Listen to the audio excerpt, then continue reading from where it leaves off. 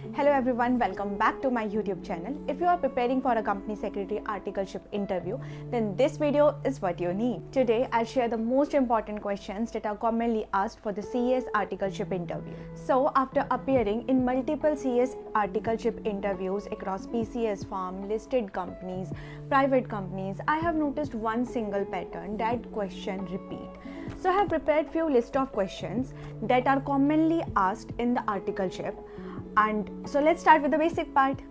So what I have noticed कि सारे interview का एक पैटर्न होता है. पहले वो आपके बारे में पूछेंगे, इंट्रोडक्शन पार्ट पूछेंगे एंड देन फिर वो टेक्निकल राउंड बिगिन करेंगे. सो अब इंट्रोडक्शन में क्या पूछते हैं वो लोग? इंट्रोडक्शन में पूछेंगे आपके बारे में. इसमें आप अपने बारे में थोड़ा बताओगे, लाइक आपका नेम, कहाँ से बिलोंग करते हो.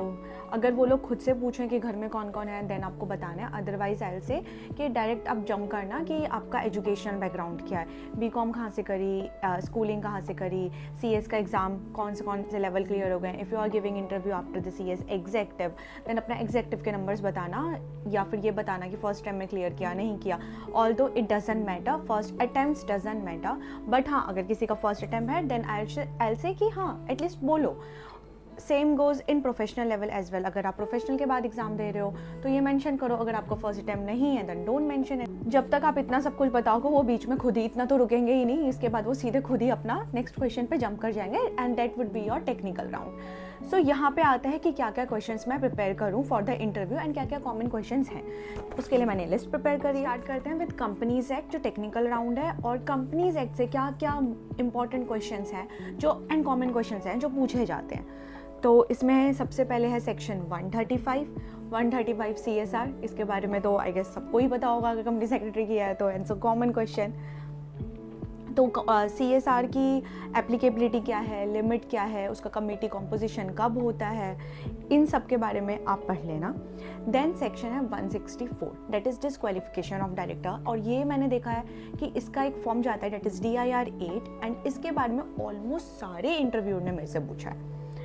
उसके बाद section 177 that is audit committee. इसका कॉम्पोजिशन, कितने डायरेक्टर्स हैं, क्या कोरम होता है, कब इंडिपेंडेंट डायरेक्टर, कितने इंडिपेंडेंट डायरेक्टर इसमें होने चाहिए, ये आप पढ़ लेना. देन सेक्शन 178 NRC SRC, इसके बारे में आपको पता होना चाहिए. These are the common sections.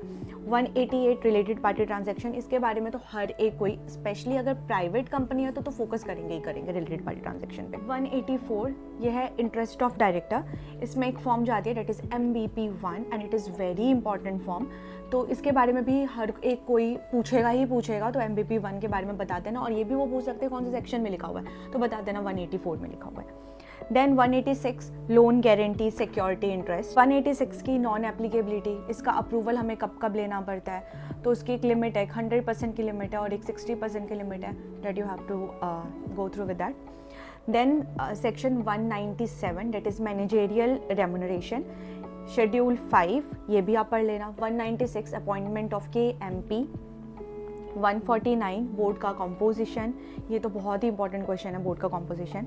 Then 149 subsection 6 independent director. इसका टर्म क्या होता है, अपॉइंटमेंट कब होती है, क्वालिफिकेशन क्या होता है, तो इन सब के बारे में. 161 that is appointment of additional director, appointment of alternate director, then nominee director, casual vacancy. Then 167 vacation of director. 152 appointment of new director. Removal of director, how to remove a director. Resignation, number of directorship that is 165 number of directorship. Then 185 that is loan to director. 196 appointment of managerial personnel, MD WTD and manager. अच्छा मेरे से एक question किसी ने पूछा था, what is the difference between whole time director and executive director. तो ये आप लोग फाइंड करना, और अगर नहीं समझ में आता है तो कमेंट डाउन करना, इसका भी मैं रिप्लाई कर दूँगी. 197 मैनेजेरियल पर्सनल, इसका शेड्यूल है शेड्यूल 5, दोनों रेफर करके साथ में पढ़ना. उसके बाद 203 that is appointment of KMP. KMP की डेफिनेशन पढ़ लेना, उसमें कितने आते हैं वो पढ़ लेना. अपॉइंटमेंट ऑफ CS, रिमूवल कैसे होगा अगर होगा तो. उसके बाद 173 that is board meeting, pre compliance क्या होंगे उसके, पोस्ट कंप्लाइंस क्या होंगे, शॉर्टर नोटिस. देन मिनट्स, उसकी ड्राफ्टिंग ऑल्दो आप लोग से ड्राफ्टिंग नहीं करवाया जाएगा, आई डोंट थिंक, मेरे को किसी में भी अभी तक ये जितने भी इंटरव्यूज़ है किसी में भी मेरे से हैंड रिटन ड्राफ्टिंग नहीं करवाया, बट अगर किसी में कोई करवा ले तो थोड़ा बहुत बेसिक ड्राफ्टिंग आपको आनी चाहिए। अब बोर्ड मीटिंग का कोरम, देन मिनट्स का सेक्शन है 118, 96 that is AGM, this is the most common question. इसमें एक बहुत ही कॉमन क्वेश्चन पूछा जाएगा कि भाई नोटिस कितने दिन पहले हमें भेजना है, that is notice 21 clear days पहले हमें भेजना होता है। उसमें कौन कौन से दिन हमें इंक्लूड करना होता है, नहीं करना होता, तो इसके बारे में वो थोड़ा सा पूछ लेता है, प्रैक्टिकली भी पूछ सकते हैं, तो आप उसका आंसर दे पाओगे easily. Then section 100 that is EGM, 103 quorum of AGM। Now section 204 that is secretarial audit, इसकी एप्लीकेबिलिटी कब सेक्रेटेरियल ऑडिटर से हमें ऑडिट करवाना होता है, इसकी जो एप्लीकेबिलिटी है वो बेसिकली थ्रेशोल्ड लिमिट। देन इसका एग्जम्पशन, कब हम एग्जाम्प्ट है करवाने से। मटेरियल अनलिस्टेड सब्सिडरी के बारे में पूछ सकते हैं, सेक्रेटेरियल ऑडिटर के बारे में। अगर प्राइवेट कंपनी में आप इंटरव्यू देने जा रहे हैं देन वो फिर minimum member in private company, minimum director, minimum member in public company, minimum director, इसके बारे में पूछ सकते हैं।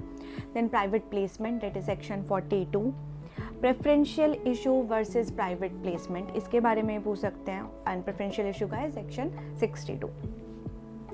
देन इंटरनल ऑडिट, उसकी एप्लीकेबिलिटी, उसका सेक्शन है 138, तो उसकी एप्लीकेबिलिटी इंटरनल ऑडिट कौन कौन बन सकता है, कौन कौन नहीं बन सकता, उनके क्या रोल्स हैं और क्या क्या काम वो नहीं कर सकते, इसके बारे में ही पढ़ लेना।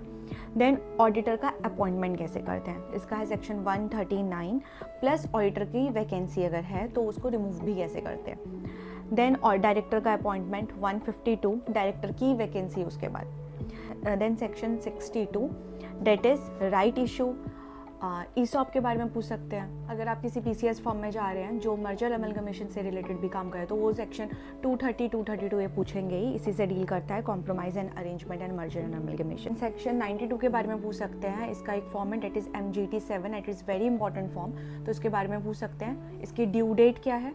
देन सेक्शन 137, इसकी एक फॉर्म है AOC4 एंड इसकी ड्यू डेट क्या है, it is also very important form, तो ये दोनों फॉर्म तो स्किप नहीं करना है, इसके बारे में पूछ सकते हैं, इनका ड्यू डेट पूछ सकते हैं।